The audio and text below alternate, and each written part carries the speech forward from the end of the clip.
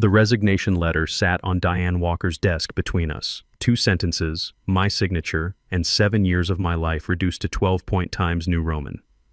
"You can't be serious," she said. I was dead serious. But let me back up.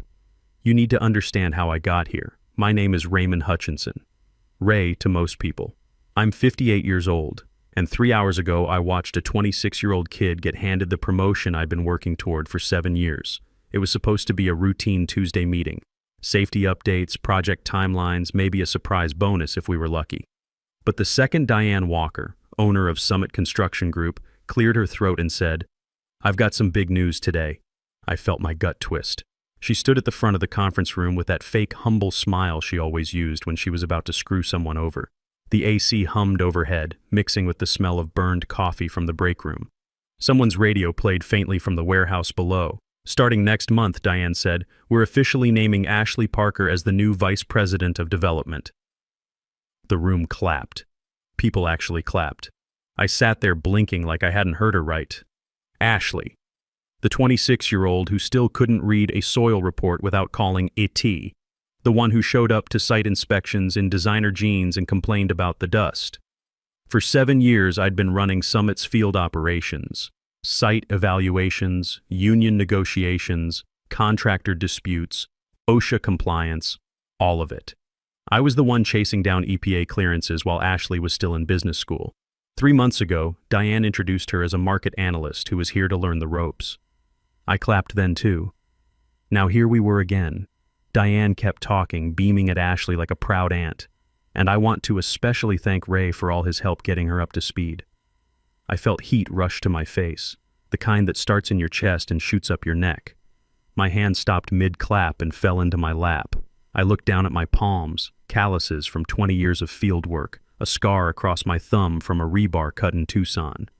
Next to me, Ashley's hands were smooth, manicured nails tapping against her leather portfolio. She gave this awkward half-wave like she knew she didn't deserve it. She was trying to act humble, but the smirk under her eyes gave her away. Diane went on about vision and growth and fresh leadership while I stared at the table. 7 years. 7 years of late nights, canceled weekends, hauling myself to city council meetings to get projects greenlit. 7 years thinking it was all building to something. It wasn't. This was the play all along. I was the mule, the babysitter, the stepping stone, and now that it was done, they expected me to smile and keep clapping. I walked straight out as soon as the meeting ended. Back at my desk, my phone buzzed. Text from Lucas, my son. "Dad, when you coming home? It's almost 9. 9 p.m. Again. I looked at the clock. He was right. I typed back, "Soon. Promise." He sent back a thumbs up. Kid was 19, pre-med at ASU, and he'd learned not to expect much. Not since his mom died 8 years ago. Sarah's cancer took her fast.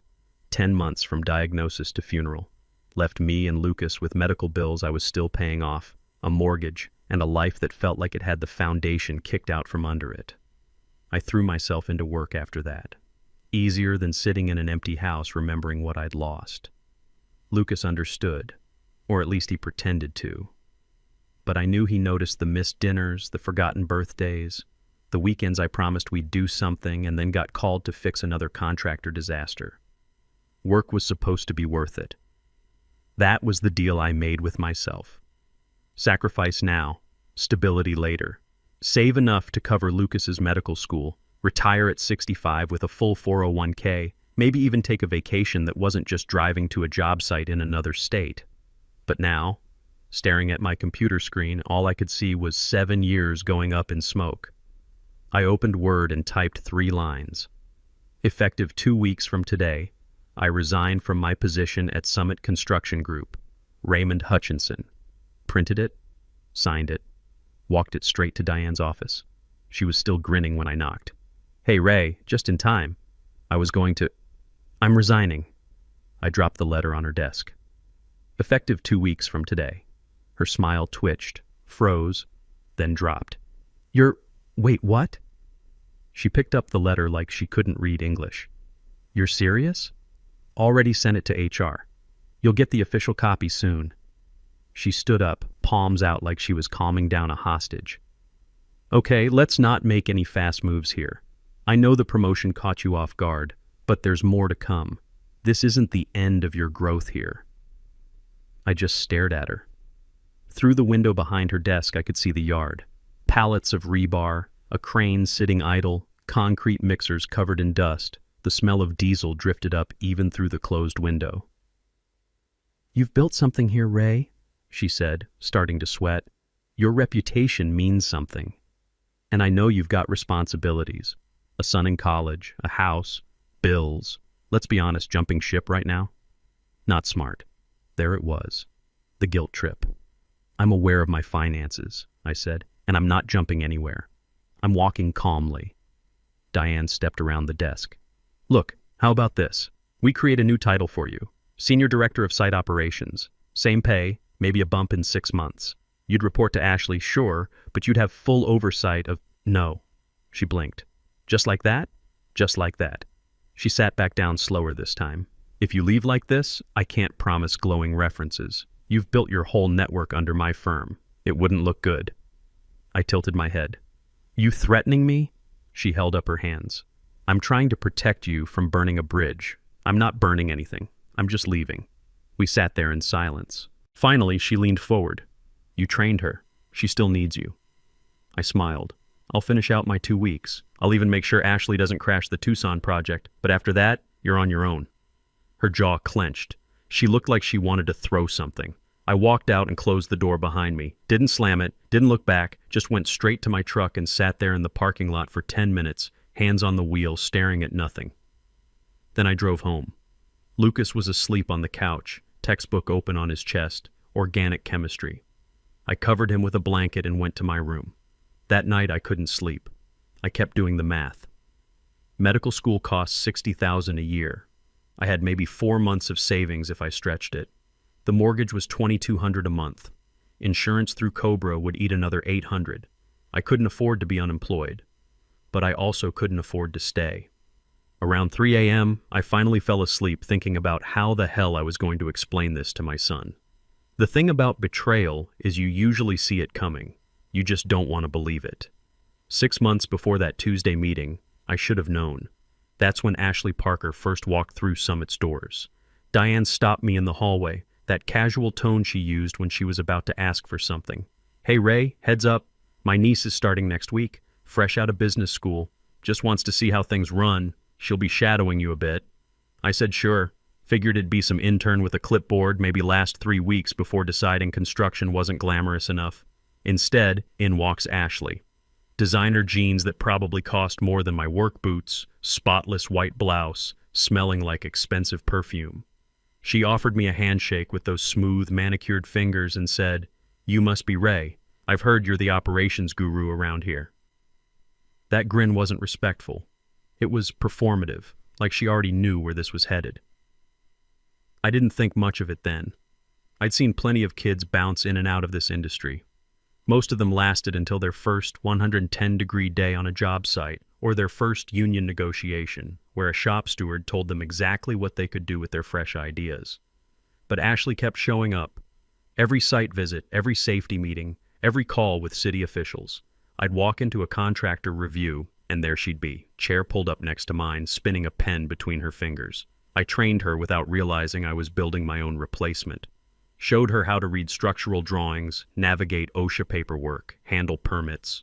Once, she screwed up a crane inspection log, forgot to initial the weight capacity verification. Could have shut down the whole Mesa project. I caught it, fixed it quietly, figured everyone makes mistakes.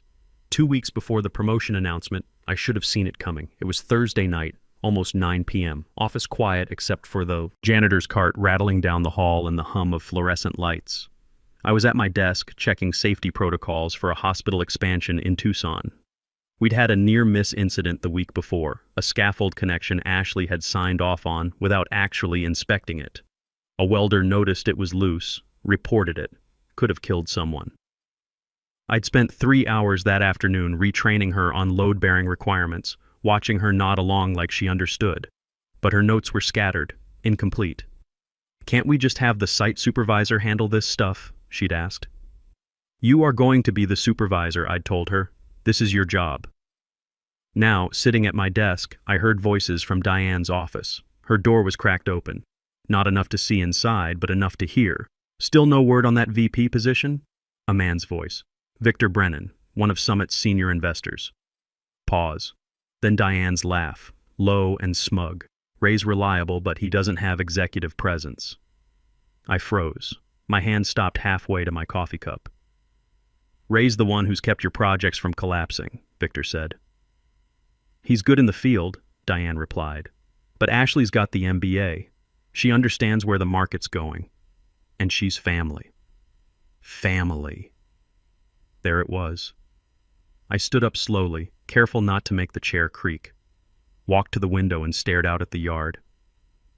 The crane sat dark against the night sky, skeletal and still. Somewhere a dog barked. My reflection stared back at me from the glass, and for the first time in 7 years, I looked old. Not tired. Old. They never considered me. Not once. This wasn't about who kept projects on schedule, who handled the union reps and city inspectors and contractors who tried to cut corners. This was about bloodline and optics. I was the workhorse. Ashley was the heir. I left the office without turning off my computer, drove home through empty streets, got in at 10:30. Lucas was still up, studying at the kitchen table. "You okay?" he asked, looking up from his textbook. "Yeah, long day." He studied my face. Kid had his mother's eyes, sharp and perceptive. "You sure?" I opened the fridge, stared at leftover pizza I didn't want. "How's organic chemistry?" "Kicking my ass." He closed his book. "Dad, seriously, what's wrong?" I sat down across from him. Wanted to tell him everything. That I'd just realized 7 years meant nothing. That his medical school tuition was riding on a job I was about to quit. That I had no idea what came next. Instead, I said, "Just thinking about some changes at work. Nothing to worry about." He didn't believe me. But he nodded anyway, went back to his textbook. I went to my room and opened my laptop. Started searching. Construction management positions, Arizona, infrastructure firms, Phoenix Metro. Sent my resume to 3 companies before midnight. One of them was Brennan Infrastructure Partners. Monday morning came too fast. I walked into Summit like always, coffee in one hand, badge on my hip. Ashley was already at my desk, or trying to be. 3 monitors pulled up, 2 legal pads covered in messy notes, and a face that looked like she hadn't slept. "Ray," she said, voice tight, "do you have a second? Something's wrong with the Glendale permits." I looked over her shoulder. Spreadsheets, budget reports, timeline projections. A red cell blinking in the corner. "That's the federal compliance deadline for Mesa," I said. "Not Glendale." "Wait, what?" She clicked through tabs, but the contractor said, "That was due Friday. You missed it." Her face went pale. "How much is the penalty?" $50,000. Plus it kicks the project back 2 weeks for resubmission. Jesus. She dragged both hands through her hair. "Can we fix it?" I pulled up a chair. Spent the next 40 minutes walking her through the resubmission process, found the original permit application, corrected her drainage specifications, called the city office to beg for an extension.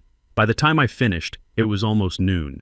My phone had 4 missed calls, all from clients. Alan Morrison from the hospital project. "Ray, I just got an email from Ashley. She wants to change our timeline. What the hell is going on?" Chief engineer from Flagstaff. "We need someone who knows what they're doing. No offense to your replacement, but we're not teaching her on a $40 million build." Superintendent from the highway expansion. Ashley called asking about concrete pour schedules. She doesn't even know what a slump test is. I called them back one by one. Kept my voice calm, professional. "I'm finishing out this week and next. After that, you'll need to work directly with Ashley and the project managers." Every single one of them went quiet. Then variations of the same response. "So you're really leaving?" By 3 p.m., Diane's assistant appeared at my desk. "She wants to see you." I knew what was coming. Took my time walking down the hall. Diane's office door was open, but she closed it hard the second I stepped inside. Ashley sat in one of the chairs, hunched forward, hands clasped. Diane stood by the window, arms crossed. Didn't offer me a seat. "I've been getting calls," she said, voice sharp. "Clients saying they're confused. That you're telling them you're leaving. I'm not telling them anything they don't already know." She turned. "You're poisoning the pipeline. Taking my clients. Your clients are calling me because they're worried. They've worked with me for 7 years. You handed them to Ashley with no transition and expected blind loyalty. This is theft, Ray. I raised an eyebrow. There's no non-compete in my contract, no NDA. Everything I've discussed with clients is about their projects, nothing proprietary. Ashley cleared her throat. Diane snapped, "Stay out of it." I stayed standing. I've made no promises to anyone. Haven't solicited a single contract. But if clients decide to leave after I'm gone, that's on you. Diane leaned both hands on her desk.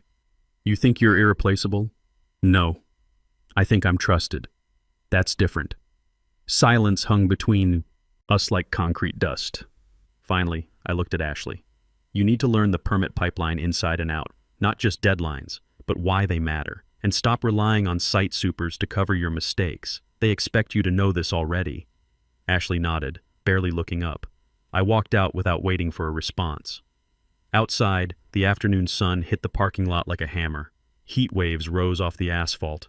I stood there for a minute, watching a cement truck rumble past, thinking about what came next. My phone buzzed. Email notification.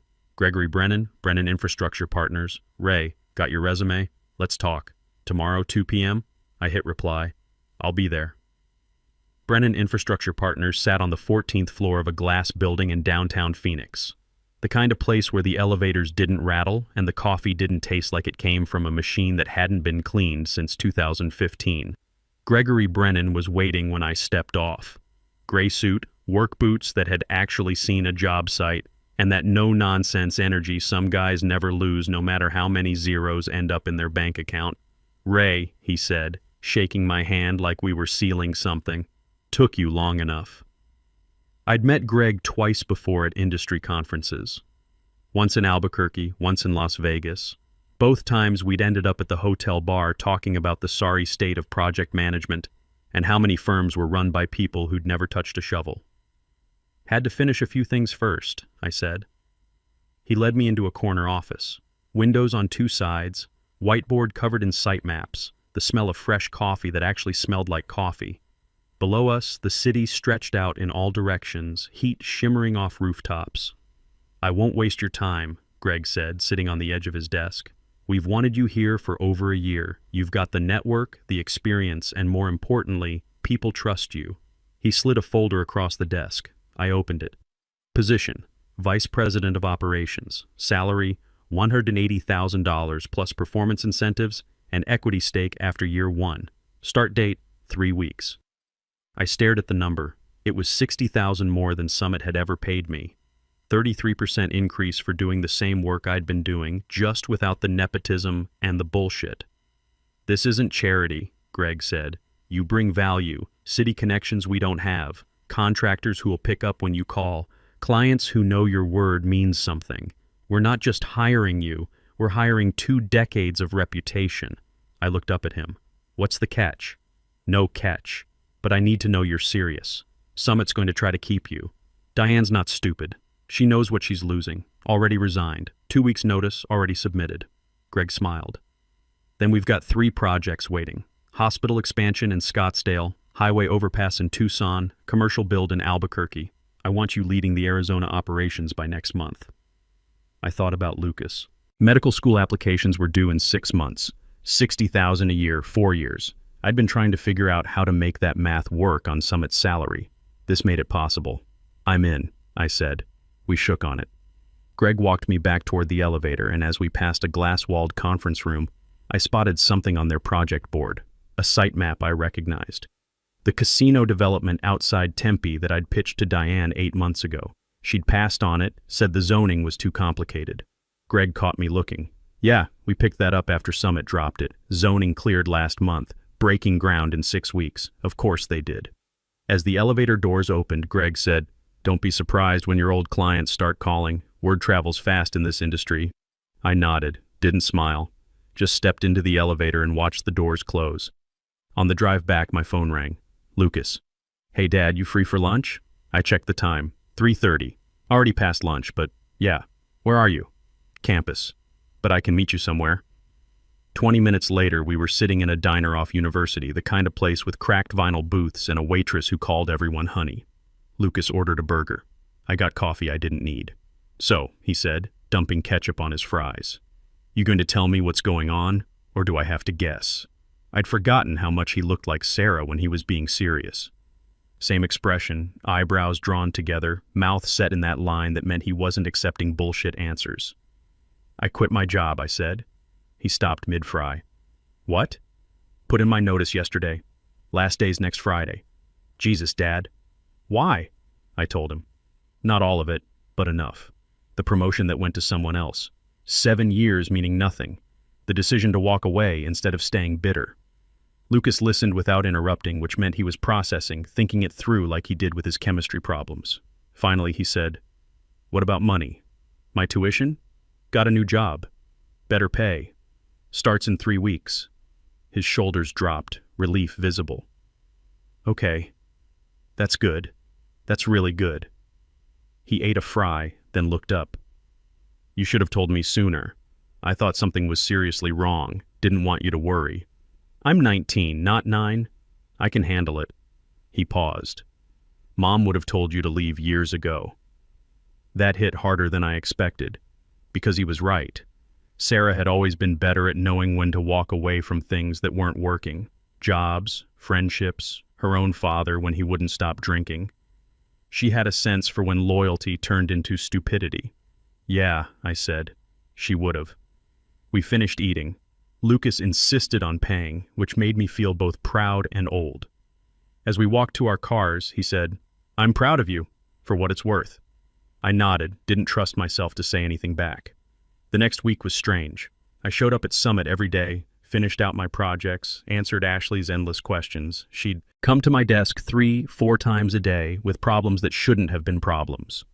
The Tucson contractor is asking about rebar specifications. Check the structural drawings, page 14. The city inspector wants updated safety protocols. They're in the shared drive, folder marked OSHA compliance. The union rep called about scheduling conflicts. Call him back. That's your job now.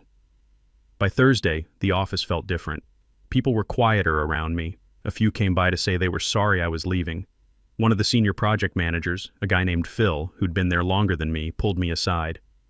You're making the right call, he said, voice low. This place is going downhill fast. Friday afternoon, my last day, Diane didn't come out of her office. No goodbye, no handshake, nothing. Just a form email from HR thanking me for my service. Ashley stopped by my desk around 4. I know this is weird, she said, but thank you for training me, for not making it harder than it had to be. I looked at her. She seemed genuine, which somehow made it worse. You've got the title now, I said, but you don't have the respect yet. That takes time. Years, not months. You earn it by showing up when things go wrong, by knowing more than everyone else in the room, by proving you give a damn about the people doing the actual work. She nodded. I'll try. Trying isn't enough. You either do it or you don't. I packed my desk into a cardboard box. 20 years of construction management fit into one box. Safety manuals, a coffee mug Lucas gave me for Father's Day, a photo of Sarah from before she got sick. I walked out at 5 p.m. exactly. Didn't look back. 3 weeks later, I started at Brennan. The office was smaller, the team tighter, the expectations higher. Greg didn't believe in hand-holding. He gave me 3 projects and said, don't fuck them up. I didn't. 8 months later, I had 3 major projects running. Hospital expansion in Scottsdale, ahead of schedule and under budget. Highway overpass in Tucson, passing every inspection on the first try. Commercial build in Albuquerque. Client so happy they'd already signed for phase 2. Brennan didn't micromanage. Greg cleared the runway and let me fly. When I said we needed to hire 2 more site supervisors, he approved it. When I pushed back on a contractor trying to use substandard materials, he backed me up. It felt like working at full capacity for the first time in years. Contractors picked up when I called. City inspectors knew my name. Union reps trusted my word. I wasn't fighting for respect anymore. I had it. I was reviewing structural plans for a 4th project when Greg walked in holding a rolled-up magazine. Thought you'd want to see this, he said, dropping it on my desk. Southwest Construction Weekly. Every major firm in the region read it. The headline made me stop breathing for a second. Summit Construction faces federal probe after safety disaster. Below it, a photo of Ashley at a press conference. Sweat on her collar, eyes wide, mouth half open like she'd been caught mid-excuse. Behind her, Diane looked 10 years older than I remembered, I didn't want to read it, but I did. The article laid it out in brutal detail. Major injury incident at the Mesa Hospital project. A worker had fallen 3 stories when scaffolding collapsed. Multiple OSHA violations. The investigation found Ashley had signed off on the scaffold inspection without actually verifying the load ratings. Same thing I'd caught her doing 8 months ago, except this time I wasn't there to fix it. The worker survived but would never work construction again. Shattered pelvis, broken back, permanent nerve damage, federal fines, $2 million, project delays, $8 million in losses, criminal negligence charges pending. The board had forced Diane out. Ashley resigned the day after the press conference. The firm was hemorrhaging clients, bleeding money, circling the drain. I read it twice, then set the magazine down. Greg sat across from me, arms folded. They said you were just operational. A field guy. They did. Turns out you were the foundation. I nodded once. Didn't feel like celebrating. Someone had gotten hurt because Ashley didn't know what she was doing, and Diane was too proud to admit she'd made a mistake. The next day, my phone started buzzing. 4 messages before lunch. Phil, the senior project manager from Summit. Ray, are you hiring? This place is done. 2 contractors I'd worked with for years. Heard you're at Brennan now. We'd like to talk about moving our contracts. A client from the Flagstaff build. We're pulling out of Summit. Can Brennan handle highway work? I forwarded them all to Greg. He grinned when he saw the list. You didn't burn the bridge, he said. You just made everyone realize which side was stable. By the end of the month, we'd hired 2 Summit refugees. Good people who saw the writing on the wall. 3 clients followed me over, bringing $60 million in contracts with them. I didn't gloat, didn't call Diane or send a smug email, just kept working. But late at night, alone in my office, I'd think about that worker in Mesa, about how it could have been prevented, about how loyalty to the wrong place almost cost someone their life. Lucas called one evening while I was finishing up paperwork. Dad, you see the news about Summit? Yeah. Saw it. That's crazy. That could have been you dealing with that mess. It was me dealing with those messes. For 7 years. That's why I left. Pause. Then, I'm really glad you did. Me too. Hey, I got my MCAT scores back. 5 on 17. I had no idea if that was good, but his voice told me it was. That's great. Really great. Yeah. Should be enough for most programs. He hesitated. I know med school's expensive, but with your new job we can make it work, right? We'll make it work. Don't worry about that. Just focus on your applications.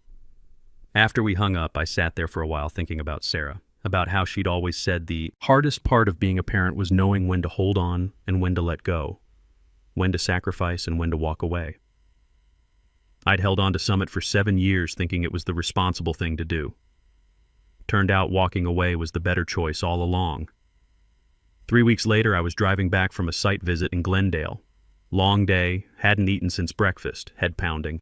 I pulled off the freeway and ended up at a diner I used to hit when I ran city meetings out this way. Same flickering neon sign, same cracked vinyl booths. I slid into one near the back and ordered coffee and eggs. Then I saw her, Ashley Parker. 2 booths over, hunched over blueprints and textbooks. Pencil behind her ear, work boots on, actual work boots, not the designer kind. No fancy clothes. Just her and a legal pad covered in notes. I watched for a second, then got up and walked over. She looked up, startled. Face went red. Ray. Hey. I didn't expect to see me? She gave a weak smile. Something like that. I nodded at the mess on her table. What's all this? Night classes? Construction management? Started a month ago. She gestured at her boots. Working days as a junior coordinator at a small firm in Tempe. Learning from the ground up this time. Learning the stuff you thought you could skip? She didn't laugh. Just nodded. Yeah. Turns out there's a lot I didn't know. I thought the MBA was enough. Thought I could figure it out as I went. Her voice cracked slightly. Someone got hurt because I didn't know what I was doing. I know. I think about him every day. Miguel Vasquez. 43 years old. 3 kids. He'll never work again because I was too proud to admit I was in over my head. We sat in silence for a moment. The diner's AC rattled. Someone dropped silverware in the kitchen. Thanks for not making it worse, she said finally. You could have sabotaged me during those 2 weeks. Could have set me up to fail. But you didn't. Wasn't my job to ruin you. Wasn't my job to save you either. I get that now. She looked down at her textbook. My aunt won't talk to me. Says I embarrassed the family. Cost her everything. I didn't say anything to that. Wasn't my place. She tapped her notebook. I'm doing it right this time. Learning load calculations, soil mechanics, safety protocols, all of it, the stuff you tried to teach me. I looked at her notes. Real formulas, real specs, actual work. Everyone deserves a second chance, I said, but not everyone deserves to start at the top. She nodded. I'm starting at the bottom now, where I should have started. I tapped the table twice and stood up. Keep at it. It'll take years, but it'll stick. Ray? She looked up. For what it's worth, you were right about everything, and I'm sorry. I nodded once, then headed to the counter. Paid both our tabs on the way out. Just before I hit the door, I turned back. That worker, Miguel. You should visit him. Apologize in person. Won't fix what happened, but it's the right thing to do. She looked like she might cry. Yeah, I will. I stepped out into the Arizona heat, sun setting over the mountains, sky turning orange and purple. I slid on my sunglasses and walked to my truck. My phone buzzed. Text from Lucas. Got my first acceptance letter. University of Arizona College of Medicine. Full interview next month. I stood there in the parking lot reading it 3 times. Then I called him. Dad, just wanted to say I'm proud of you. Really proud. Thanks. Means a lot. I could hear the smile in his voice. Hey, when you get home, let's go out to dinner. Celebrate. Yeah, let's do that. I drove home through evening traffic, windows down, radio off. Just the sound of the city and the engine, and my own thoughts. 7 years at Summit, I'd thought I was building something. Turned out I was just holding someone else's place.